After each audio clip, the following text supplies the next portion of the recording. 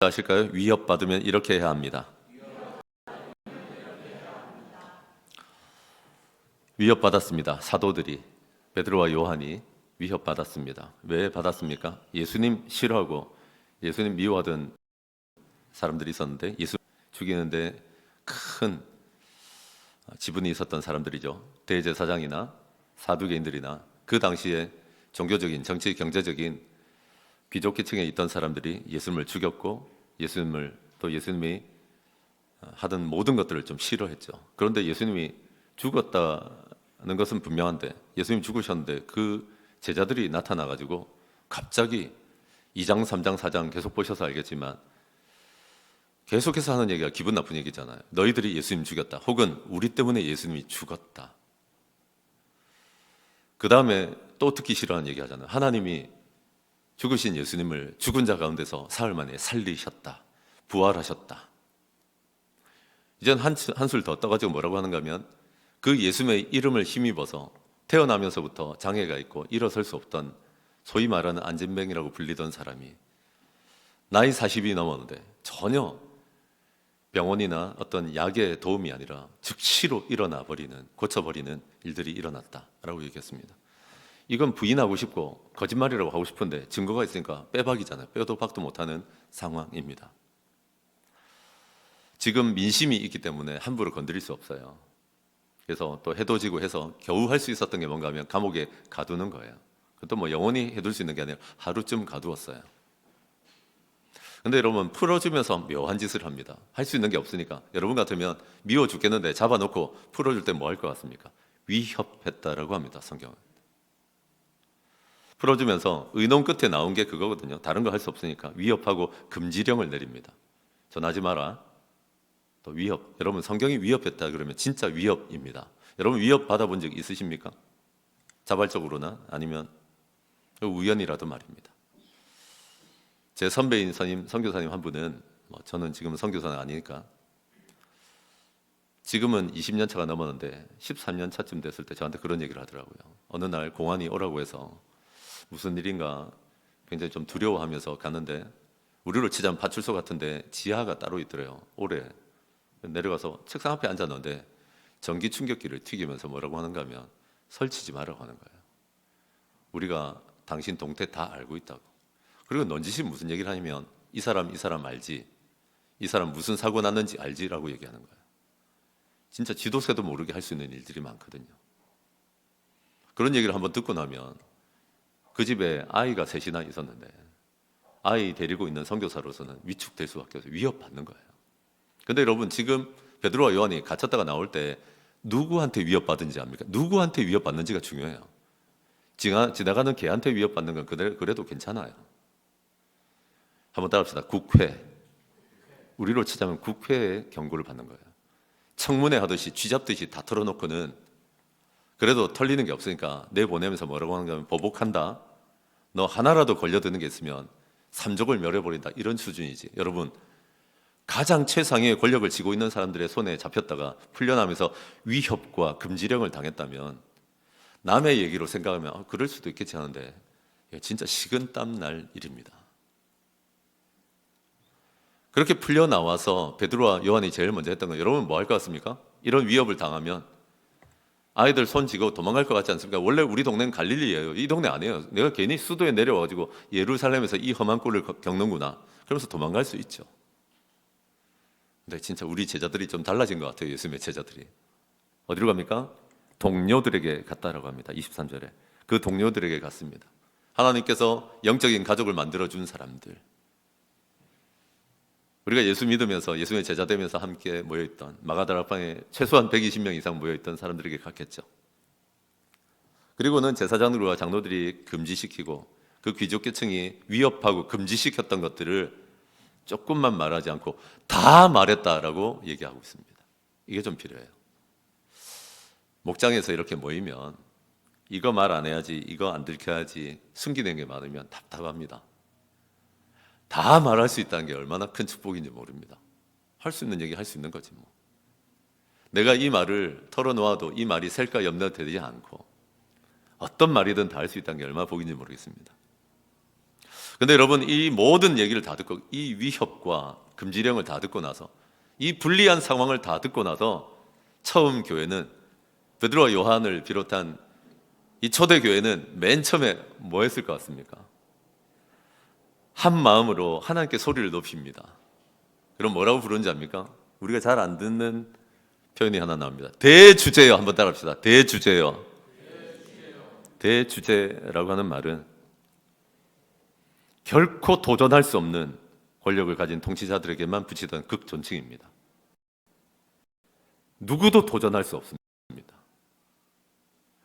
지금 위협하고 있는 별것도 아닌 인간에 불과한 위협과 금지, 사람들이 보기에는 대단한 권력의 권좌에 앉아 있을지 몰라도 하나님 보시기에 아무 도전할 수 없는 그런 대주제여 하고 부르고 있습니다. 사실 우리가 하나님을 막대해서 그렇지 하나님 그럴 수 있는 분이 아닙니다. 우리 하나님께서는 대주제이십니다.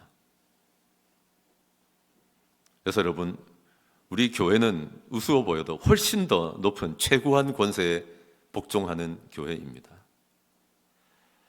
인간의 위협이나 금지 따위가 절대로 하나님의 명령과 사명을 가진 교회를 어찌할 수 없습니다. 대주제여 하고 부릅니다. 하나님의 주권에 대한 믿음, 주권자 하나님에 대한 생각으로 먼저 그들의 마음을 가득 채웁니다. 기도 좀 하시는 분들은 아 맞다 하는 생각 들걸요. 너무 급하세요. 기도하는데 너무 구체적이고 너무 내가 바빠가지고 있는 시간을 뭐 해달라고 가시는데 아니요. 노련한 기도자들은 가장 먼저 뭘로 하냐면 이 대주제이신 하나님으로 우리의 마음을 채우고 우리의 생각을 채우는 기도를 먼저 합니다. 그걸 하나님의 임재를 구하는 기도라고 하든 그런 전문용어를 쓰든 안 쓰든 오늘 말씀을 보니까 초대교회 성도들이 이 위급한 중에도 가장 먼저 하는 기도는 뭡니까? 뭐 해달라가 아니라 대주제여 하고 하나님을 먼저 부르고 있다는 걸 잊지 마십시오. 여러분의 마음은 위협으로 가득 차 있습니까? 되지 않는 상황으로 가득 차 있습니까? 무엇에 대해서 집중하고 있습니까? 가장 먼저 그래서 제가 나누고 싶은 게 뭔가면 우리가 위협에 처하면 우리가 해야 될 한 가지는 대주제께 집중해야 합니다. 한번 따라합시다. 대주제께 집중해야 됩니다. 그거예요. 너무 지금 위협당하고 분주하다 보면 너무 정신없다 보니까 하나하나 풀어가는 가장 먼저는 대주제이신 하나님을 부르고 대주제이신 하나님이 우리의 마음과 생각을 채우고 우리가 하나님께 집중되어 있어야 합니다. 어떤 것도 그것보다 앞설 필요 없습니다. 여러분이 위협당하고 부담을 느끼는 어떤 것도 대주제이신 하나님보다 앞서서는 안 되는 줄로 믿습니다. 초대교회는 이거 이해하고 있었던 거예요. 우리는 그런 생각들을 좀 하더라고요. 초대교회니까 우리보다 무식하겠지. 아니에요. 이 사람들은요, 위협을 느끼고 금지를 당했을 때, 교회가 위기를 처했을 때 속사포처럼 하나님에 대해서 말할 수 있었어요. 우리는 상황에 대해서, 위협에 대해서, 금지에 대해서는, 불리한 상황에 대해서는, 기분 나쁜 거에 대해서는 속사포처럼 말하지만 하나님에 대해서는 벙어리일 때가 많아요. 주여 하고 불러놓으면 뭘 해야 될지 몰라요. 초대교회 성도들은 하나님에 대해서 오히려 속사포였어요. 하나님이 이런 분입니다라고 내 온 존재를 통해서 말할 수 있었다고. 여러분 말할 수 있습니까? 대주제이신 하나님은 이런 분이다라고 말할 게 있습니까? 아래쪽에 나옵니다.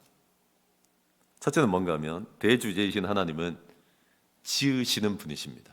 천지와 바다와 그 가운데 만물을 지으시는 분이십니다. 창조주 하나님.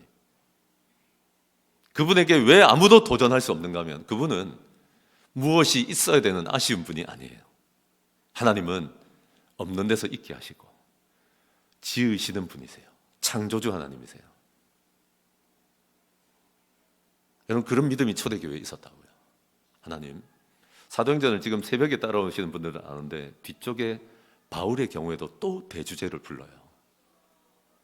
초대교회는요, 뻑하면 어려움이 생기면 대주제이신 하나님께 나아갔어요. 왜요? 그분은 지으시는 분이시거든요. 아무 길이 없어도 사막을 지나가고 있고 메말라가는 그런 인생에게도 길을 내실 수 있는, 길을 만들어서라도 내어주시는 분이시거든요. 지으시는 대주제이십니다. 여러분, 부모로서 자식들의 길을 다 지어줄 수 있습니까? 답답하지요. 우리 하나님은 대주제이십니다. 지으시는 분이십니다.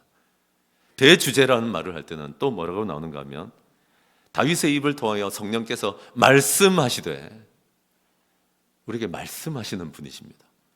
그분이 도전할 수 없는 권능을 가지고 놀라운 하나님이라 한들 우리에게 아무 관심도 없고 아무 말씀도 안 하시면 얼마나 부담스러운지 아세요? 저분이 능력이 있고 대단한 분이시면 틀림없어. 없는 것도 지어서. 그래서 여러분, 목장이 좀 숫자가 적다고 염려하지 마세요. 버티는 게 중요하고, 또 하나는 지으시는 하나님을 부르세요. 이번 주에 없는 것도 있게 하시는 분이신데 뭘 못하시겠어요? 둘째는 뭔가 하면 말씀하시는 하나님이라는 거예요. 막 고함 지르는 하나님이 아니고 우리에게 말씀하셔서 진단하게 하세요. 시편을 가지고 뭐라고 하시는가 하면, 놀라지 말아라. 열방이 분노하고 세상의 군왕들이 나서며 그들이 합세해가지고 하나님의 기름 부으신 그리스도를, 하나님이 보내신 구원자를 대적한다로 안 되어 있었냐? 아, 이 말씀대로 지금 일어나고 있구나. 그래서 헤롯과 본디오 빌라고 왜 이렇게 원수져 있던 사람들이 친밀해져 있고, 왜 이방인과 이스라엘 백성과 이 권세자들이 합세해가지고 예수님을 죽이는 것도 모자라서 우리를 대적하고, 예수님 대적하는 게 뭐예요? 오늘날은 예수의 몸인 교회를 이렇게 힘들게 하는 거거든요. 아, 하고 진단을 해주시는 거예요. 하나님이 우리의 구체적인 상황에 대해서 진단하고 알려주시는 거예요. 대주제이시기 때문에 누구도 속일 수 없어요. 아, CCTV 그런 거 못 따라와요. 여러분, 어떤 것도 놓치지 않고 우리가 알아야 될 것들을 진단하고 알려주십니다. 말씀하시는 대주제. 한번 따라합시다. 말씀하시는 대주제. 그리고 마지막은 뭔가 하면, 하나님의 권능의 뜻대로 28절에 이루려고 예정하신 그것을 행하려고 이 성에 모였나이다. 자기들이 막 교회를 힘들게 하고 예수 믿는 사람들을 핍박하고 박해하려고 하는 것 같지만 아니라, 하나님이 다 예정해 놓고 있고 그 안에서 행할 뿐이다. 예정은요, 큰 대로와도 같은 거예요. 하나님은 이 역사의 대로를 움직이시는 분이세요. 그런데 우리 안에 하나하나 아무것도 선택하지 못하게 하시는 게, 우리가 선택하죠. 자유가 있죠. 근데 그거 아세요? 이 대로 안에 있어요. 하나님이 운행하십니다. 하나님이 당당하게 누구에게도 간섭받지 않고 하나님이 가장 옳다고 하는 그 예정대로 운행하시는 분이라고요. 대주제이신 하나님은 예정하여 운행하시는 분이시다. 여러분, 대주제이신 하나님을 온 마음을 다해서 부르신 적이 있으십니까? 하나님은 지으시는 분이십니다. 하나님은 말씀하십니다. 하나님은 예정하십니다. 두려워할 게 없어요. 아, 이게 지금 하나님 오탄한 거 아닙니까? 하나님 이거 실수 아닙니까? 이거 좀 삐뚤어진 거 아닙니까? 아닙니다. 하나님의 예정 가운데 있습니다. 하나님이 대안이 없는 분이 아니세요. 이 큰 역사의 대로 안에서 우리를 움직여가고 계십니다. 대주제이신 하나님을 이번 주에 부르시고 회복하시는 저와 여러분 되시기를 바랍니다. 하나님은 지으시고, 대주제는 말씀하시고, 대주제는 예정하십니다. 그러면 여러분, 지금 좀 삶의 여력이 있는 분들은 이란과 이스라엘, 미국 간의 관계에서 흘러나오는 전쟁이나 확전의 공포나 유가나 얼마나 우리 시선을 빼앗는지 모릅니다. 위협받고 있죠. 아니, 우리가 뭘 잘못했다고 힘없는 우리나라는 서울의 주유소에서 2,000원이 넘어가 버리기도 하고. 근데 여러분, 이때 바짝 정신 차려야 되는 게 뭔가 하면, 너무 위협에 집중하지 마세요. 신문 보지 마라, 뉴스 보지 마라는 얘기가 아니라 그걸 딱 싸질머지고 대주제이신 하나님께 집중해야죠. 위협은 그렇게 다루는 거예요. 그러고 보면 씩 웃을 수 있는 게, 위협적이지 않은 때가 있었습니까? 대한민국에 살면서.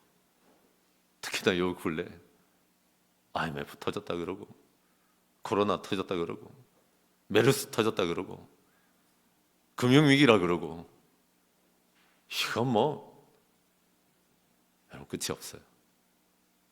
그런데 대주제이신 하나님이 예정하고 계시고 말씀해 주실 것이고 피할 도리를 알리시고 대주제이신 하나님이 우리 가운데 지어 주실 것입니다. 그 대주제이신 하나님을 먼저 찾으시는 한 주 되시길 바랍니다. 되게 천박해요, 우리 기도가. 하나님을 만날 틈도 없이 그냥 내 할 말하고 뛰쳐나가시더라고.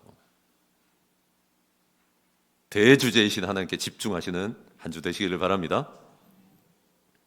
그러고 나서 이 기도를 마치고 나서 4가지 기도해야 합니다. 한번 따라합시다. 4가지 기도해야 합니다. 초대교회가 이렇게 대주제이신 하나님을 회복하고 나서 속사포처럼 이 보고를 듣자마자 하나님은 어떤 분인지, 대주제이신 하나님은 어떤 분인지 막 말하거든요. 그러고 나서 4가지 기도를 합니다. 첫째, 주여 이제도 29절에 그들의 위협함을 굽어 보시옵고 살펴봐달라는 겁니다. 높은 데 계신 분이 이렇게 굽어서 한 번만 봐달라는 거예요. 여러분, 성경을 보시면 시편에는 다윗 같은 경우에 예를 들면 끊임없이 나를 쫓아다니고 나를 죽이려 가는 사람들을 보면서 그 자손들을 죽여달라, 저들의 일을 다 뽑아달라, 온갖 저주를 퍼붓는 얘기들이 나옵니다. 난 그럴 수 있다고 생각해요, 우리 개인적으로는. 근데 교회는 그렇게 천박하게 굴면 안 됩니다. 함께 모여 있잖아요. 교회가 이런 위협을 당하고 이런 부당한 금지를 당하고 예수님도 죽이고 또 추종하는 모든 사람을 죽일 수 있을 때 교회가 가장 먼저 했던 얘기가 뭡니까? 구체적으로 굽어봐달라는 거예요. 한번 살펴봐달라. 그거 아세요, 여러분? 우리는 깜빡깜빡하잖아요. 장로님, 권사님, 이거 한 번만 살펴봐 주세요. 깜빡했다. 미치지요, 우린 진짜.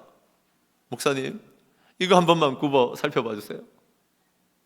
한 달이 지나도 2달이 지나도 우리 진짜 화가 나죠. 그러면 하나님은 그렇지 않습니다.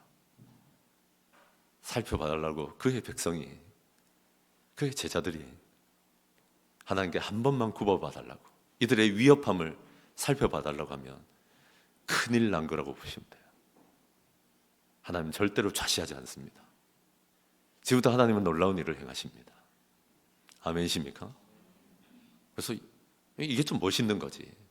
전전긍긍하지 않고 자녀의 문제를 가지고, 목장의 문제를 가지고, 우리 경제적인 어려움을 가지고 하나님, 말도 안 되게 우리를 사기치고 어렵게 하는 이런 상황에 놓여 있다 해도 굽어봐 주십시오. 살펴봐 주십시오. 하나님 놀라운 일을 행하신 줄로 믿습니다.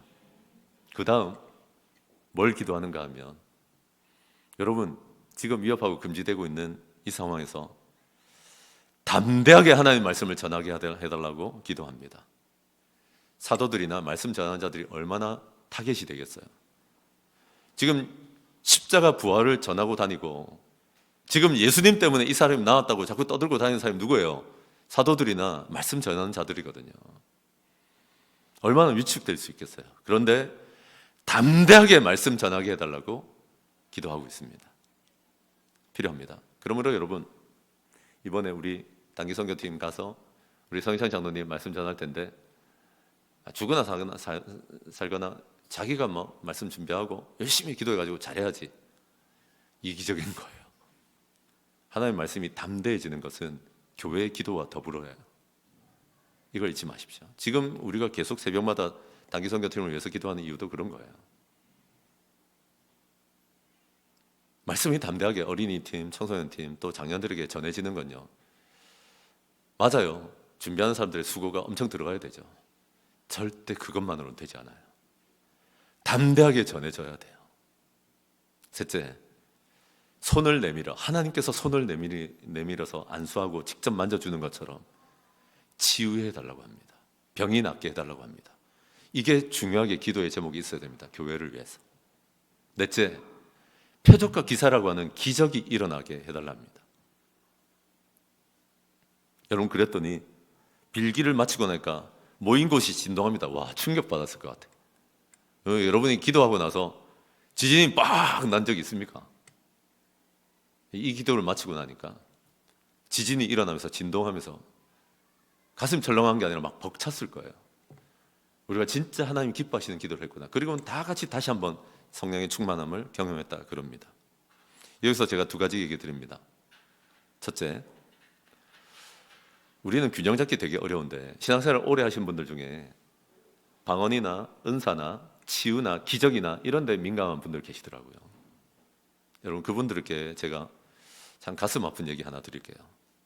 여러분들이 그렇게 갖다 붙이는 걸 좋아하는 걸 알지만 치유나 기적이 일어났다고 해서 부흥이 항상 일어납니까? 절대 그렇지 않아요. 사도행전 초두에 그런 게 연계되어 보이는 것 같지만 사람이 진짜 바뀌는 거는 치유나 기적 아니었어요. 오직 언제 그런 변화가 일어나냐면 베드로의 설교였어요. 바울의 설교였어요. 그래서 여러분, 여기 너무 치우쳐 있는 분들 계세요. 오로지 치유야, 오로지 기적이야. 너무 그렇게 가지 마세요. 그리고 죄책감 갖지 마세요. 여러분 때문에 40년, 50년 신앙생활 하신 분들 계시잖아요. 왜 한 명도 못 일으켰어요? 있어요. 여러분들 때문에 눈 뜨고 일어난 사람 있어요? 저는 있어요. 우리는 스리랑카 단기 선교 가서 그런 일이 일어난 걸 목도하고 우리가 제일 놀랐어요. 근데 내 평생에 한 번이었어, 솔직하게 말해서. 여러분, 이게 일상일 수는 없어요.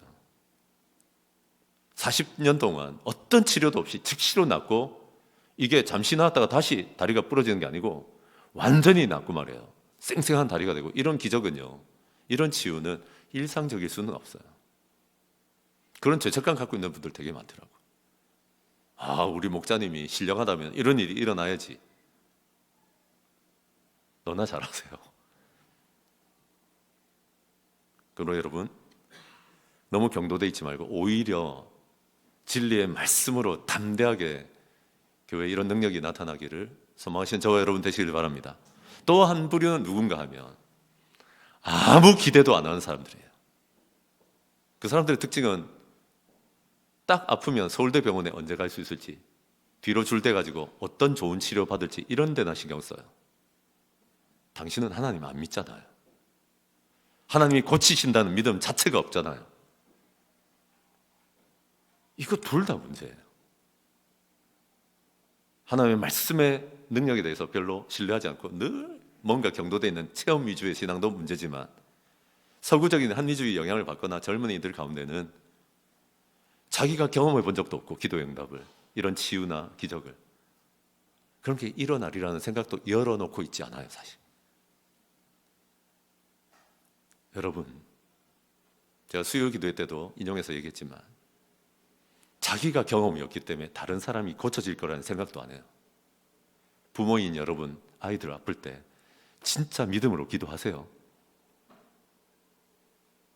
여러분, 다른 마음이 아픈 사람들, 가정의 상황이 엉망인 사람들, 하나님이 맞닿으면 바뀔 수 있다는 믿음 가지고 기도하시냐고요. 그러나 여러분, 우리 가운데 네 가지 기도를 하고 이 균형 있는 파워가 넘치는 저와 여러분 되시기를 바랍니다. 그러나 여러분, 이 네 가지 기도를 하시는 저와 여러분 되시기를 바랍니다. 마지막으로 여러분, 뜻밖의 응답도 누려야 합니다. 한번 따라합시다. 응답도 누려야 합니다. 이렇게 기도했잖아요. 담대하게 말씀 전하게 해달라. 치유와 기적이 일어나게 해달라. 그들을 굽어 봐달라. 이렇게 기도했는데 실제로 여러분, 기도하자마자 31절에 그렇게 빌기를 다 했더니 담대히 하나님의 말씀을 전했다라고 성경이 기록하고 있습니다. 기도한 대로 됩니다, 진짜. 우리 교회에서 정말 어린이팀, 청소년팀, 그리고 장년부에서 정말 담대하게 말씀이 전해지기를 기도하는 한 사람만 있다면 반드시 하나님은 담대하게 말씀이 전해지게 하실 것입니다. 그리고 여러분, 5장 12절에 가시면 민간의 사도들로 말미암아 온갖 표적과 기사들이 일어났다는 얘기가 이제부터 흘러나오기 시작합니다. 치유는 말로 다 할 수 없이 일어납니다. 하나님은요, 믿음의 기도를 사용하십니다. 나는 우리 교회에 위대한 말씀의 역사도 있기를 바랍니다. 담대하게 하나님의 말씀이 전해지기를 바랍니다. 그러나 동시에 치유와 이 표적과 기사, 기적이 일어나는 교회 되기도 바랍니다. 우리 목사님은 어느 쪽인가? 뭐 어느 쪽이겠어요? 둘 다 균형을 잡아가야지. 근데 여러분, 바라지 않았는데 이상한 일들이 좀 생기거든요. 그건 뭔가 하면 32절에 믿는 무리가 한 마음과 한 뜻이 되어버려. 그건 기도 안 했는데. 기도 안 했잖아요. 아니 그냥 담대하게 말씀 전해달라. 치유와 기적이 일어나게 해달라. 저들을 굽어 살펴봐달라. 이런 기도만 했잖아요. 근데 하나님은요, 이렇게 먼저 하나님의 나라와 의를 구하는 공동체에게는, 교회에게 덤으로 응답을 주시는 거예요. 선물을 주시는 거예요. 두 가지 특징이 또 일어납니다. 첫째는 뭔가 하면 한 마음 한 뜻 됐다는 얘기를 사도행전에 계속 하거든요. 교회가 한 마음 한 뜻 됐다.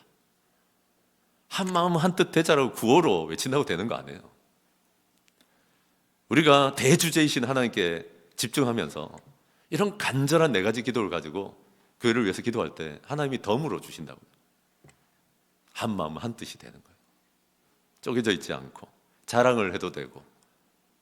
여러분 그런 생각해 보셔서 여러분 좀 자녀들한테 잘 되고 좀 살면서 좀 잘 되고 있는 그런 얘기들 무례하지 않게 자랑할 수 있습니까? 우리 공동체에 와서, 교회 와서 하면 어때? 뭘 그렇게 미안해? 또 안 되고 있는 건 꺼내놓고 같이 기도할 수 있습니까? 하면 어때? 한 마음 한 뜻인데.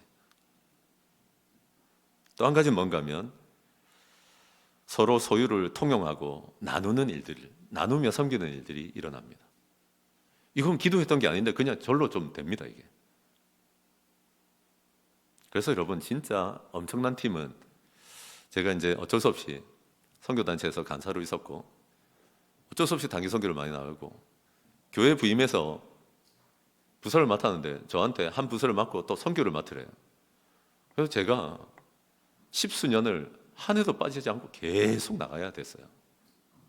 네, 그래서 제가 또 선교지에서 맞이도 해봤을 거 아닙니까? 사실 선교단체에서 오는 팀하고 교회 팀이 좀 달라요. 죄송한 얘기지만 교회 팀은 너무 오합지졸이야. 어디서 편하는지 아세요? 이 사람들은 아침에 하나님의 임재를 구하지 않아. 대주제이신 하나님을 아침에 한 30분, 길면 40분 정도라도, 짧게라도 만나고 기도한 팀은요, 그날이 달라요. 그리고 이 팀은 시간에 나가지고, 선교지는 원래 이동이 많거든요. 이동이 많으면 교회 팀은 뭐 하게요? 자요. 말도 안 해요. 피곤하니까, 짜증나니까. 근데 선교단체 팀은 뭐 하는지 아세요? 주와가, 저 뭐 하냐, 저거 진짜 피곤하게. 근데 이 찬송, 곡조 있는 기도를 해보면 힘이 나거든요. 우리는 그런 사람들이에요. 그래서 막 찬송하다 보면 웃기고, 아직도 기억나요. 우리가 스타렉스 뒤에 짐칸이 있는 그런 차를 탔는데 자리가 없어가지고 거기 탄 친구가 기타도 못 치는 주제에 이거 좀 쳐도 돼요 하더니 띵가띵가띵 주와 같이 안 맞아. 음도 안 맞아.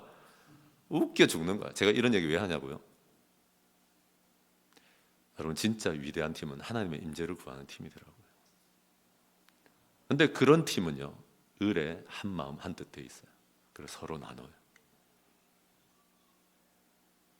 이번에 얼마나 웃기는 팀입니까? 우리 교회에서 보낸 팀이. 애들 이제 막 태어나서 한 살 막 지나가는 이런 애도 있어요. 능률 꽝이잖아요. 능률 꽝. 아니에요. 팔팔한 청년들 온 것보다 선교지는 더 큰 은혜가 될 수 있어요. 그러나 절로 주어지진 않아요. 하나님의 임재를 목숨처럼 여겨야 돼요. 가르치려고 들지 말고. 팀원이에요. 유진이도 팀원이에요. 아람이 아이니도 팀원이라고. 걔들도 걔들이 할 수 있는 묵상 나누는 거 같이 기도하고 이래야 돼요. 그럴 때 한 마음 되고, 그럴 때 나눔이 풍성해집니다. 우리 교회 그렇거든요. 여러분 막 성령 충만하고 막 자기 소유를 자기 것이라 하지 않고 나누고 이러니까 대단한 것 같지만 대단하죠. 강도는 좀 다를지 몰라도 제가 이번 주에 무슨 일이 있었는가 하면 새벽에 왔는데 우리 교회에 이제 그런 일이 좀 종종 있잖아요. 고구마가 몇 박스가 와 있더라고. 와가지고 새벽기도 하러 오신 성도님들 중에 필요한 분들 가지고 가세요 해놓은 거예요. 이만한 것도 있더라고. 고구마가 이만한 게 고구마 맞나? 이런 생각이 들더라고. 내 담임 목사는 또 고마움을 표시해야 되잖아. 성도들 이렇게 섬겨줬는데. 그래서 누구한테 아유 감사해요. 고구마를 이렇게 갖다 주셨더라고요. 저 아닌데요? 아, 무안해가지고 또 다른 사람 찾아갔는데 그것도 아니야. 내가 보통 이런 거 틀린 적이 없는데 3번, 4번을 갔어요. 왜요? 새벽기도 오신 분들은 잘 아는데 대파 나올 때 되면 대파, 부춘가 뭐 나올 때 되면 뭐 그걸 여러 번 돌아가면서 누구 하니까 이제 헷갈려요. 그거 우리 안 줘도 돼요. 당근에 내놓으면 잘 팔려요. 근데 여러분 자기 것이라 하지 않고 나누시더라고요. 여러분 다른 교회는요 엄청 두려워해요. 같이 모여가지고 그냥 밥 먹었는데 우리 목장한다고 같이 모여가 일주일에 한 번 밥 먹는데 요즘 그리스도인들의 헌신이 얼마나 바닥을 치고 있냐면 초대교회는 날마다 모여서 밥 먹는데 그깟 하루 모이는데 우리 교회 무슨 위대한 급진적인 세력이라고 생각하더라고. 왜요? 금요일이나 토요일날 만나서 밥 먹는다고. 근데 보니까 그럴 수도 있을 것 같아요. 여러분 성령 충만을 잃어버리고 하나님 만나는 걸 잃어버리면 이게 부담으로만 와요. 대주제이신 하나님이 함께 계시면서 성령 충만하면 누가 시키지 않았는데도 한마음 한뜻이 되고 우리 소유를 나눌 수 있을 줄로 믿습니다. 이번에 가는 팀이 거기서 요청이 왔는데 뭐 헌옷도 있고 이불이 아니라 뭐 수건도 있고 우리 쓰던 것도 좋고 왜 참 가슴 아프게 다 쓰던 걸 달라고 하는지 모르겠어요. 수가 다르대요. 그래서 이제 수건이 그렇게 우리 호텔 수건 쓰는 것처럼 좋대. 우리나라 수건이 이름 적혀 있어도 아무 상관없대. 근데 이번에 안 받으려고요. 왜냐하면 이번 팀이 숫자가 너무 적어요. 다 갖고 갈 수 있는 게 아니에요. 우리 본대가 내년에 2027년 1월 달에 갈 건데 그때 좀 싸질머지고 가고 나눌 수 있는 것들. 이번에 낡은 노트북, 중고 노트북 괜찮아요. 지금 한두 대는 섭외가 되고 있는데 다 안 받을 거예요. 2-3대만. 왜냐하면 1인당 한 대씩만 갖고 갈 수 있어요. 어른이 한 5명밖에 안 되죠. 5명인가? 아무튼 개수가 생각보다 안 많아요. 같이 나눌 수 있으면 좋겠어요. 물론 여러분 팀이 섬겨야 될 게 있어요. 가서 잘 섬기세요. 예를 들어 목장에 가서 선물하는 뭐 이런 거는 우리가 안 도와줄 거예요. 근데 여러분 교회가 도와줘야 될 게 있어요. 이미 우리가 했던 선교 헌금에서 도와줄 게 있고 또 하나 우리 교회가 29일 날 세대통합 예배 때 한번 세게 헌금해서 도와줄 게 있어요. 뭔가 하면 전 교인들 식사하고 VIP들 불러서 잔치한대요. 이 팀 오는 걸 딱 기다렸다가 그게 얼마 들어요 하고 보니까 얼마 든다 하더라고요. 근데 제가 뭘 물어봐놨게요. 이 팀 모르게 미안해요. 한다는 게 아니라 우리도 먹어본 적 없는데 돼지를 걸어놓고 돌리는 거 있잖아요. 저도 못 먹어봤는데 선교사님 그거 하면 얼마 들어요? 라고 내가 물어봐놨어요. 사고 함치 보려고. 우리 안 먹었다고 그 사람들 먹으면 안 됩니까? 그 나라에서는 진짜 큰 경축일이 있을 때 먹는데요. 마음이 힘드세요? 우리도 안 먹었는데 그걸 왜 우리가 해주는데? 근데 여러분 그 한 끼 정도는 우리가 책임지면 좋겠고 오신 분들이 너무 가난해서 먹지 못하는 분들이 있어서 필리핀의 대도시에 가는 게 아니라 두마게티 완전 시골에 들어가는 거거든요. 쌀 좀 나눠달라 하더라고요. 그런 거는 우리 성도들이 감당했으면 좋겠어요. 그날 나오는 헌금 보고 안 되면 어쩔 수 없고 안 되면 선교사님 돼지는 무슨 돼지입니까? 라고 해야죠. 근데 왜 그렇게 하냐고요.